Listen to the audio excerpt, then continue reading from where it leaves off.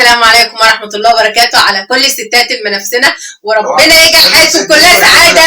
أنا قلت أبدأ قبل ما يجي أعمل حلقة لوحدي. أعمل حلقة لوحدك إزاي يعني؟ النهارده خليها ليا وبكرة يا عم. هو مين اللي بيقول الفوازير؟ مين اللي بيقول الفوازير؟ أنا هقوم أنا بالليلة كلها النهارده. أنت عارف أساسا المسلسل إيه النهارده؟ هقول أنا ليه المسلسلات كلها عندك أنت؟ أنا اللي محضر المسلسلات. ماشي. ما هو إيه؟ هو باللي بيلحق هو إحنا واقفين في دبونة عيش. يعني من بعد حبيبتي ويا روحي بقى فين فردة الشراب يا ست هانم؟ لو انت الصادقة من بعد حبيبي وقلبي بقى فين المصروف يا بيه؟ السلام عليكم ورحمة الله وبركاته على كل الستات المنافسنا وعلى كل الرجالة المنافسنا، وربنا يجعل حياتكم كلها سعادة ولا يجعلها أبدا يا رب سادة، ويجعل فرجتكم علينا أحلى عادة، ويا رب دايما المشتركين واللايكات في الزيادة. انت مش انت قلت الجزء ده؟ ما خلاص انت قلتيه، ما خلاص انت انا هنقوله انا بقى. لا قلت. ما علينا، المهم رغم العنف اللي اتعرضت له. الفزوره بتاعت امبارح كانت ايه؟ حل الفزوره بتاعت امبارح كانت ايه؟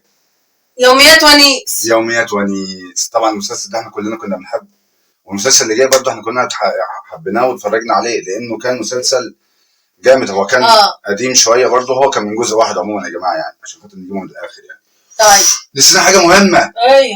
نسينا نصلي على النبي عليه الصلاه والسلام. اللهم صل صلاه كامله وسلم سلاما تاما على نبي تنحل به العقد وتنفرج به الكرب وتقضى به الحوائج وتنال به الرغائب وحسن الخواتيم واستسقى الغمام وجهه الكريم على اله. فيديو جديد النهارده، فزوره جديده النهارده، مسلسل قوي جدا جدا جدا جدا. طب ادخل في الموضوع على طول. ايه؟ ادخل في الموضوع على طول. هو مسلسل بتاع نجمين، طبعا كان نجمين مش نجمين، ده مجموعه نجوم. ماشي. وكان قديم، حتى المزيكا بتاعته كانت